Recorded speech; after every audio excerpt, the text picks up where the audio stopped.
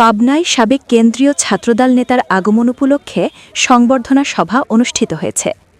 গুম ও নির্যাতনের শিকার সাবেক ছাত্রনেতা দবির উদ্দিন তুষারকে ঘিরে এই সংবর্ধনার আয়োজন করে বিএনপির অঙ্গ ও সহযোগী সংগঠনের নেতাকর্মীরা।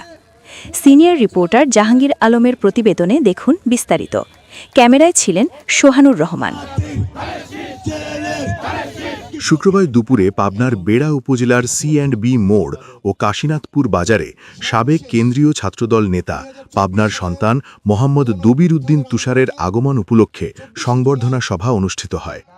বিগত ফ্যাসিস্ট সরকারের সময় গুম ও নির্যাতনের শিকার হওয়া এই ছাত্রনেতাকে ফুলেল শুভেচ্ছা জানান ছাত্রদল, যুবদল ও স্বেচ্ছাসেবক দলের নেতাকর্মীরা।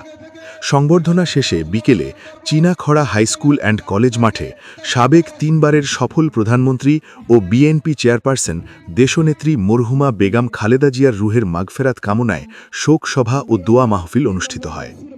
অনুষ্ঠানে প্রধান অতিথি হিসাবে উপস্থিত ছিলেন সাবেক কেন্দ্রীয় ছাত্রদল নেতা মোহাম্মদ দবির উদ্দিন তুষার। এ সময় উপস্থিত ছিলেন পাবনা জেলা স্বেচ্ছাসেবক দলের আহ্বায়ক মোহাম্মদ ইয়ামিন খান, বেড়া পৌর যুবদলের আহ্বায়ক মোহাম্মদ জাহাঙ্গীর হোসেন সহ বিএনপি ও অঙ্গ সংগঠনের বিভিন্ন পর্যায়ের নেতৃবৃন্দ। এছাড়াও উপস্থিত ছিলেন কেন্দ্রীয় ছাত্রদলের সাবেক সহ সম্পাদক ও যুবদল নেতা মালেক রেজা মনিক, ঢাকা বিশ্ববিদ্যালয়ের সাবেক সাংগঠনিক সম্পাদক রাশেদুল ইসলাম রানা, ঢাকা মহানগর পশ্চিম ছাত্রদলের যুগ্ম আহ্বায়ক মোস্তাফিজুর রহমান বাপ্পি সহ আরও অনেকে। দোয়া মাহফিল পরিচালনা করেন হাফেজ মোহাম্মদ আব্দুল কাদের। আমি স্বৈরাচারের কারাগারে দীর্ঘদিন গুম ছিলাম। আমার উপরে নির্মম নির্যাতন চালানো হয়েছিল এবং 24 ঘন্টা আমার কালো জন্তুপি পরিয়ে মাথায় গামছা বেঁধে আমাকে নির্মম নির্যাতন করা হতো। বিভিন্ন সময়ে অন্ধকার রাত্রে শুধু কান্না ছাড়া, নিজের দীর্ঘশ্বাস ছাড়া কোনো কিছুই আমার মনে হতো না। শুধু কবরের চিন্তা মাথায় আসতো।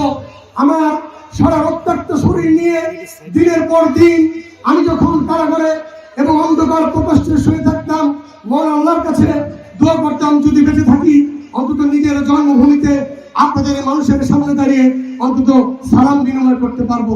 আজকে মহান রব্বুল আলামিন আমার সে আশা পূরণ করেছে।